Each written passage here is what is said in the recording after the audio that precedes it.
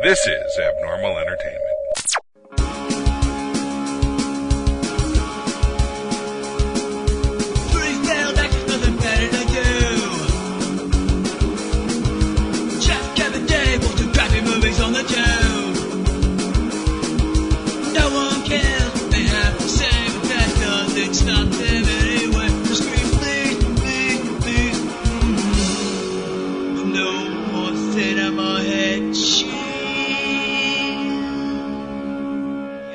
Welcome, everybody, to the Cinema Head Cheese Podshort for Glow Season 2. This is Kevin Moyers, and I love this series. Season 1 was great. I watched it twice. Season 2, somehow better. I'm sure because we already know the characters, we get more into the wrestling and the building of the show and stuff like that. But we ended Season 1 with the welfare queen stealing the crown from Liberty Bell, right? And Sam orchestrated this without most of the ladies knowing what was happening.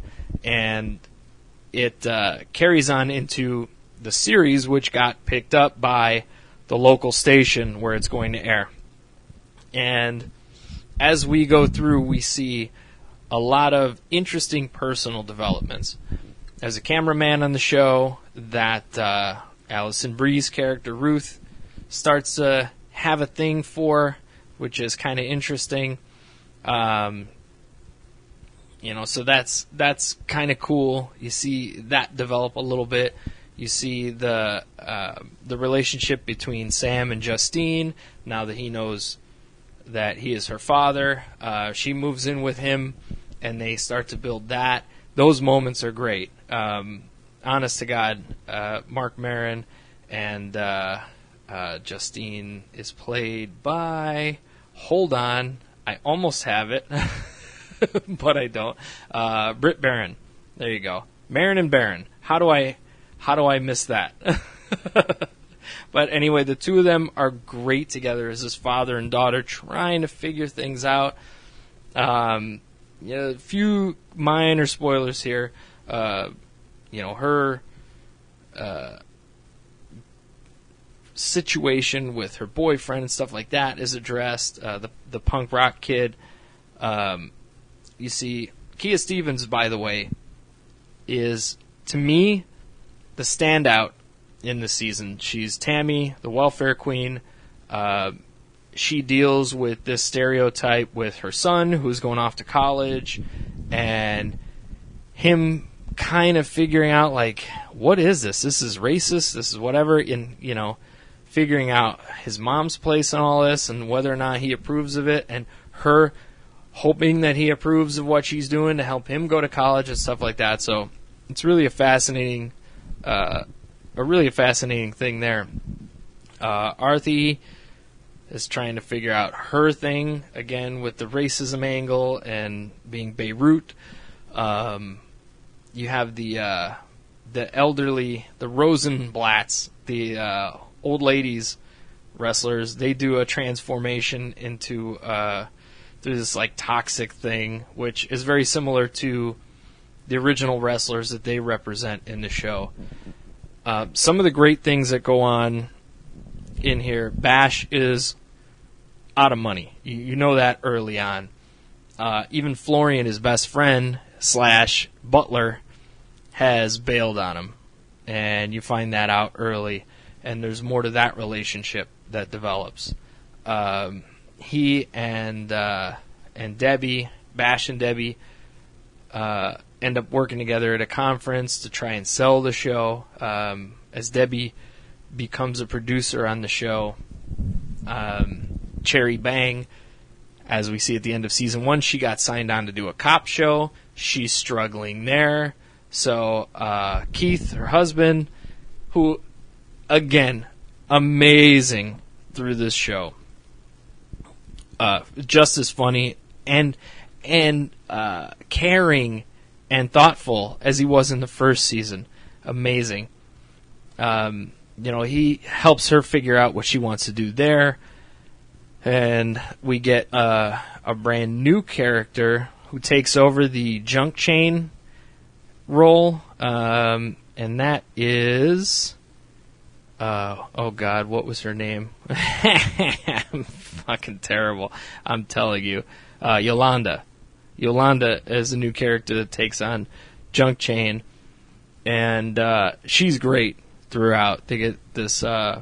She's supposed to be like New York, Puerto Rican, tough girl. She's gay. She's a stripper. She's outside of the box of everybody else, and she doesn't care. She's just like, whatever. There's some kind of shady stuff with Glenn from the TV station that goes on. Just all kinds of fun, crazy stuff. Big, notable episode. Episode 8, they do as an episode of their TV show, which is great because you get like the old promos, the sketches, stuff like that. So much fun stuff in there. Britannica has some issues dealing with her immigration status and stuff like that. It's cool that they take something that's currently going on and put it back that with a British character, which I thought was cool. And just so many things were done right in this season that they kept developing all these characters so well, and hopefully some of the lesser developed characters will get their due next season. Like Reggie, I want to see more of. I want to see more of Jenny. I want to see more of Melanie. I want to see these characters get a little bit more of a take. Carmen does have her own story in there. Machu Picchu is her wrestler, based on Mountain Fiji from the Old Glow. And if you watch the Old Glow documentary, she was in Fiji was in love with one of the producers. They do that with Carmen and Bash a little bit, and they get into that. There's just so much crazy stuff that they cram into 10 episodes. I need to watch it again. And the way the season ends, we're getting ready for part 3. So it's going to go on. I can see that. It just got nominated for a bunch of Emmys, which is great. As far as individuals go, Debbie, Debbie, who was played by Betty Gilpin, she's the only. She got a supporting actress nomination. So great for Betty Gilpin. Congratulations there. Honestly, I don't know how Mark Maron didn't get nominated. I don't know how Kia Stevens wasn't. Even Allison Brie. I just don't know. But they're all deserving. And look, there are a lot of great shows out there right now. And who cares about awards? Except that it'll help it stay on Netflix. So it's just so good, and everybody should watch it. Go back and watch season 1 if you haven't watched this, and check it all out. But thanks for being patient with this. I'm trying to keep these down under 10 minutes, make them actually short. We went a little crazy with my friend Dahmer. But if you want to support us, I do appreciate it. I'm thinking about the possibility of a Head Cheese Patreon, trying to get things going a little bit stronger. And honestly, I've been paying for this for 7 years now, on my own, keeping things moving, and it's starting to wear me down as far as that goes. This is costly. It's not free. And I'd like to get more shows on the air and things like that. So I'm working on a possibility of a Patreon for this to keep it going strong. So one way you can support us right now, though, is go to bunny17media.com, use the promo code CHC, and you get 15% off of any purchase you make there. If you remember way in the beginning, Dave Hayes and I did a podcast called Ain't Dead Yet. I've edited that down into an audiobook with the pertinent parts of it. It's like 8 hours, and it's only $5. You can get that downloadable. It's yours forever, and there you go. And then some of the money comes back here to help pay for this, as I said. So thank you all for tuning in. I always appreciate it, and we will see you next time on the Cinema Head Cheese Podcast. Bye.